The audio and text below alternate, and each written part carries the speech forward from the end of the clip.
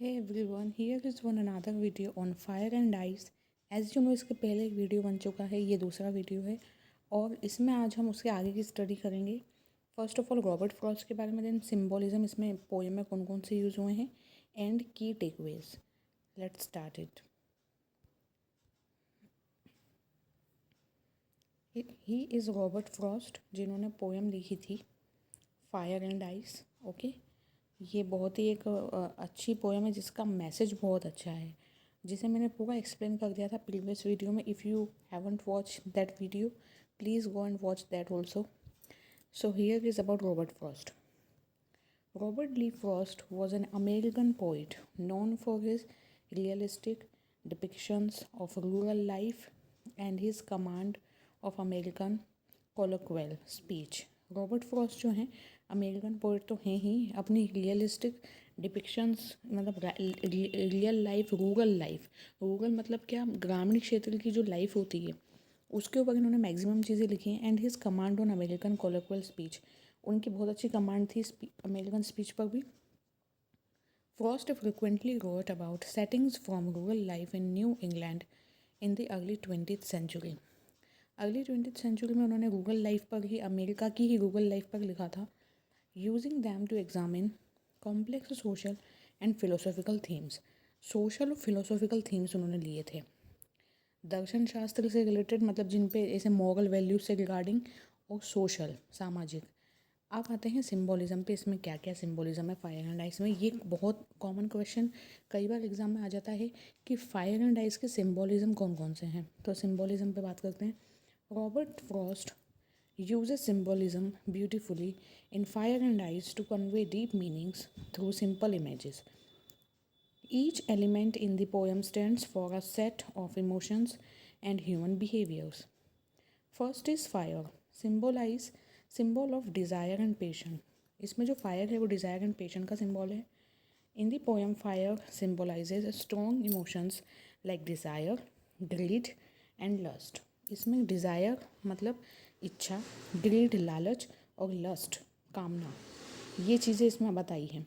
Just as fire burns and spreads quickly, जैसे fire burn होती है, जलती है और एकदम से तेज़ी से फैलने लगती है. Uncontrolled human desires can destroy relationships, peace and even society.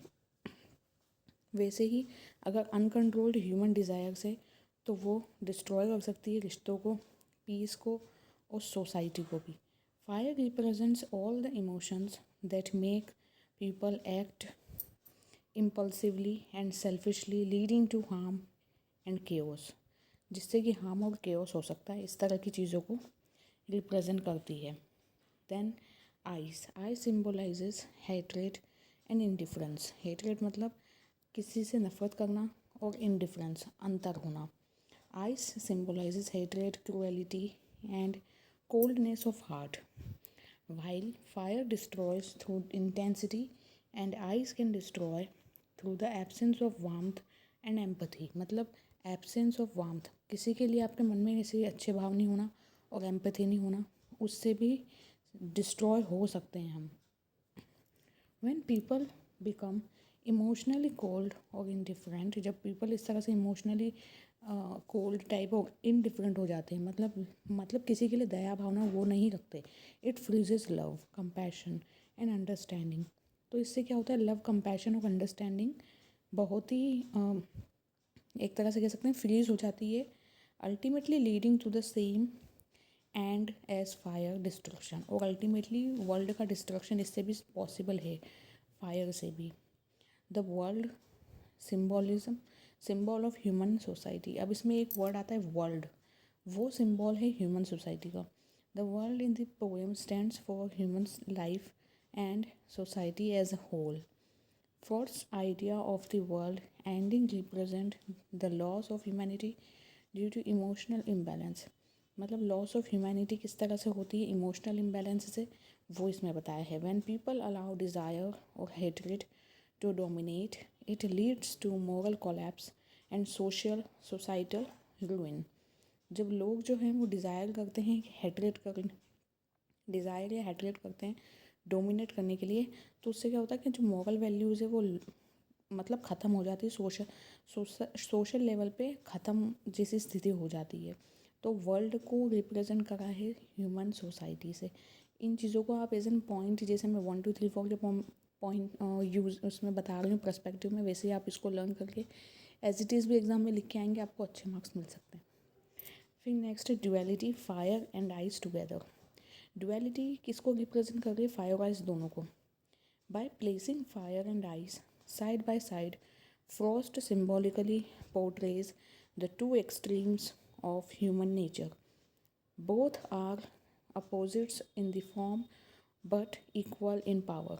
जो दोनों के दोनों हैं, ये फ्रॉस्ट जो है वो इसको दो तरह से सिम्बोलाइज करता है, ह्यूमन के रूप में भी, और वैसे भी तो दोनों एक दूसरे से अलग ही हैं, इक्वल भी हैं। थ्रू दिस डुअलिटी, मतलब फायर और आइस एक दूसरे से अलग भी हैं लेकिन इक्वली डिस्ट्रॉय करने की शक्ति रखते हैं। Through this duality the poets emphasizes that destruction can come from both burning emotions and frozen hearts. Destruction world का कैसे भी हो सकता है। यहाँ पे एक्चुअली बेसिकली किस तरह से डिस्ट्रक्शन होगा ना, उसके बारे में बात करी थी रॉबर्ट फ्रॉस्ट ने इस पोएम में, कि वर्ल्ड कैसे एंड होगा, और यही चीज़ मैंने एक्सप्लेन करी है line wise in my previous video, so please go and watch that one also. Then key takeaways from Fire and Ice, poet Robert Frost. And the theme is, the poem explores how two human emotions, desire and hatred, can lead to destruction. कैसे दो human emotions, desire और hatred, destruction की तरफ लेके जाते हैं इंसान को। Fire symbolises passion, greed, lust and uncontrolled desires. जो फायर होती है वो पैशन को लीड करती है, ग्रीड को, लस्ट को, अनकंट्रोल्ड डिज़ायर्स को। Then ice symbolizes hatred, indifference, coldness and rigidity, मतलब सख्त होना किसी चीज़ में। And tone is thoughtful, reflective and philosophical. So this is the tone of the poem. This was all in this video. I hope you enjoyed watching this video. Let's meet in our next video with some new topics and maybe the same topic ahead of the same poem, क्योंकि एक ही video में इतने सारे explanation is not possible. तो अब next में कुछ और इम्पॉर्टेंट चीज़ बताऊंगी जो कि एग्ज़ाम से रिगार्डिंग ही होगा। Thank you for watching this one.